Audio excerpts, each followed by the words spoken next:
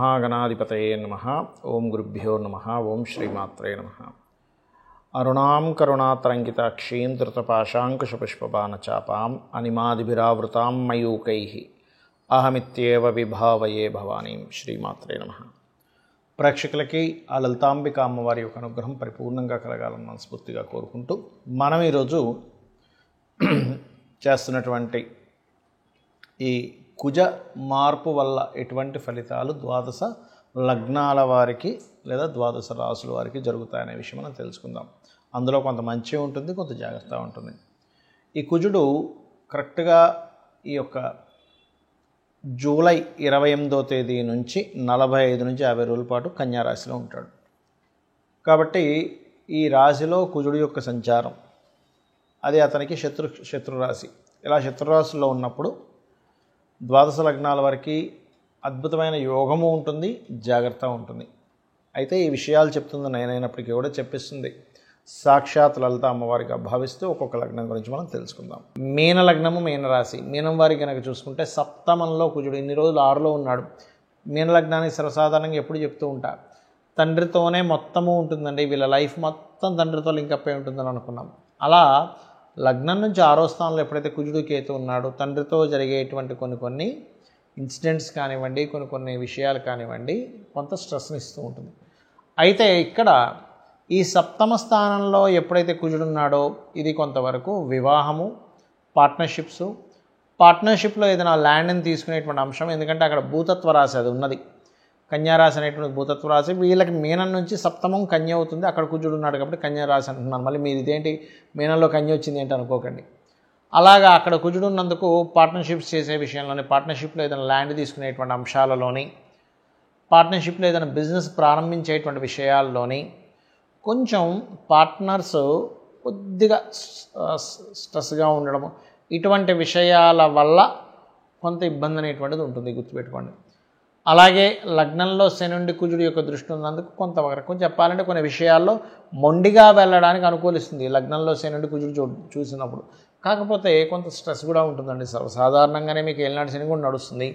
కొంత పక్కకి వెళ్తున్నాడు శని, పక్కకు వెళ్తున్నందుకు కొంతవరకు బరువు అంటే వాళ్ళ మీద ఉండేటువంటి stress తగ్గిస్తాడు.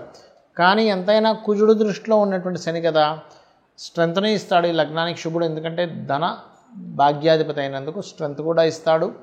At a same time శని వక్రించి ఉన్నందుకు ఇటువంటి ఫలితాలు కూడా జరుగుతాయి, గుర్తుపెట్టుకోండి. ఇక మరొక విషయం ఏంటంటే ఇక్కడ చూసుకున్నట్లయితే దీనికి సంబంధించినటువంటి విషయంలో ప్రధానంగా మీకు ఎటువంటి ఇబ్బంది కలగకుండా ఉండాలి అంటే లగ్న సప్తమాల్లో శనికుజులు ఉన్నందుకు జీవిత భాగస్వామితో కానీ పార్ట్నర్స్తో కానీ ఆవేశపూరితమైనటువంటి నిర్ణయాలు ఎక్కడా తీసుకోకండి. ఎందుకంటే అది గొడవకు దారితీస్తుంది. ఎప్పుడైనా లగ్న శని సప్తమ కుజుడు లేదా సప్తమ శని లగ్న కుజుడు ఉన్నప్పుడు మీరు ఏం చేస్తారంటే జీవిత భాగస్వామి మీరు లేదా మీరు మీ పార్ట్నర్స్ దగ్గరలో ఏదైనా శక్తి ఆలయం ఉన్నట్లయితే వెళ్ళడం, అక్కడ కాస్త కుంకుమ నూనె రెండింటినీ దానంగా ఇవ్వండి. కుంకుమ వాడే చక్కటి కుంకుమ ప్లస్ ఆయిల్. ఇవాళ రేపు కొన్ని కలిపినటువంటి ఏమంటారు కెమికల్స్ కలిపినటువంటి కుంకుమలు ఉన్నాయి, దానివల్ల ఇబ్బంది వస్తుంది. కాబట్టి అటువంటివి మీరు ధరించకండి, దానం కూడా ఇవ్వకండి, దానివల్ల ఇబ్బంది ఉంటుంది. ఇలా దానం ఇవ్వడము, ఏదైనా శక్తి ఆలయము, నరసింహస్వామి ఆలయము లేదా ఆంజనేయ స్వామి ఆలయాలకు వెళ్ళడము, స్కంద ఆలయాలకు వెళ్ళడం చేసినట్లయితే, ముఖ్యంగా పార్ట్నర్తో కలిసి వెళ్ళినట్లయితే ఖచ్చితంగా మంచి ఫలితాలు ఉంటాయి. అయితే మరి కుజుడు కన్యారాశిలో సంచరించేటప్పుడు ఎటువంటి ఫలితాలు ఉంటాయి?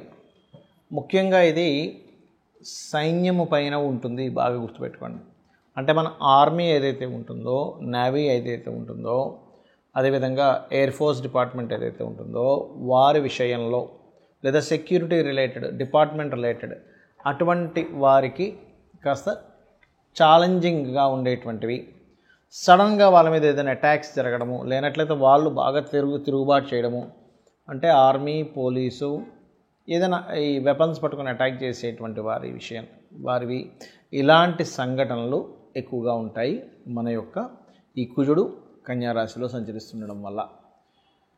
అలాగే భూములకు సంబంధించిన విషయంలో ల్యాండ్స్ చూసుకున్నట్లయితే భూముల యొక్క ధరలు పెరగడం ప్రారంభమవుతాయి కుజుడు కన్యారాశిలో ఉన్నప్పుడు. అయితే ఇక్కడ భూ సంబంధించిన విషయంలో కొన్ని వివాదాలు కూడా ఏర్పడతాయి. అందులో ముఖ్యంగా రాజకీయ నాయకుల యొక్క ఇన్వాల్వ్మెంట్ వల్ల కావచ్చు, లేనట్లయితే గతంలో ఏదైనా గవర్నమెంట్ ఇది అలాట్ చేసేసింది మళ్ళీ తీసుకుంటున్నారు ఏంటనేటువంటిది గవర్నమెంట్కి ప్రజలకి భూ సంబంధించినటువంటి విషయంలో. ఎందుకంటే ఇక్కడ కన్యా రాశి కానివ్వండి, వృషభ రాశి కానివ్వండి, మకర రాశి కానివ్వండి భూతత్వ రాశులు అంటారు.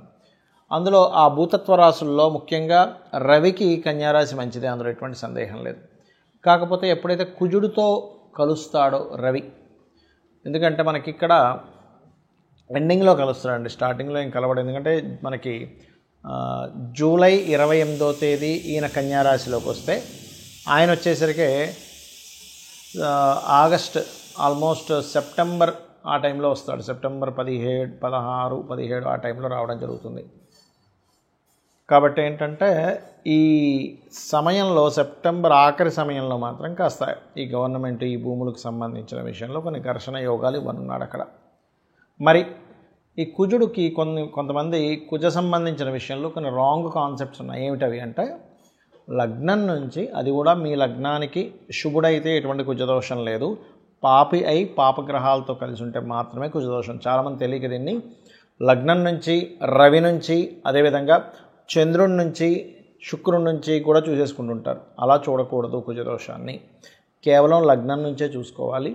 అది కూడా పాడైతేనే ఒక్కోసారి క్యాన్సిలేషన్స్ ఉంటాయి. అంటే కుజుడు శుక్రుడితో ఉన్నా, కుజుడు గురువుతో ఉన్నా, లేకపోతే కుజుడు ఉచ్చస్థితిలో ఉన్నా, కుజుడు ఉన్నటువంటి నక్షత్రాలు అనుకూలమైనటువంటి నక్షత్రాలైనా లేనట్లయితే కుజ దశ రాకపోయినా సరే దానికి ఇబ్బంది ఉండదు. అలాగే మరొక విషయం ఏంటంటే కుజుడు కొన్ని లగ్నాలకు మాత్రమే పాపి, కొన్ని లగ్నానికి శుభ్రవుతాడు. ఏ లగ్నాలకు శుభ్రవుతాడంటే మేషము, కర్కాటకము, సింహము, వృశ్చికము, ధనస్సు, మీన లగ్నాలకు శుభుడు. మిగతా 6 లగ్నాలు ఏవైతే ఉంటాయి వృషభ, మిథున, కన్య, తుల, మకర, కుంభ లగ్నాలు పాపవుతాడు శని, కుజుడు. కాబట్టి ఈ పర్టికులర్ లగ్నాలకు మాత్రమే మీరు చూసుకోండి ఏ లగ్నాలకు శుభ్రవుతాడో, ఏ లగ్నానికి పాపవుతాడు. ఇందులో మరలా ప్రధానంగా కుజుడు ఎక్కడున్నా దోషం అనుకుంటారు, అలా కాదు.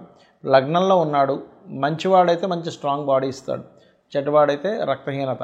2వ స్థానంలో ఉన్నాడు కుజుడు. మంచివాడు అనుకోండి, మీ లగ్నానికి శుభుడు బాగున్నాడు అనుకోండి, భూమి మూలంగా ధనయోగాన్ని ఇస్తాడు. బాగోపోతే భూమి మూలంగానే ధనహీనత, కుటుంబ సభ్యుల్లో గొడవలు ఇస్తూ ఉంటాడు. 3వ స్థానంలో ఉన్నాడు, పరాక్రమ యోగం.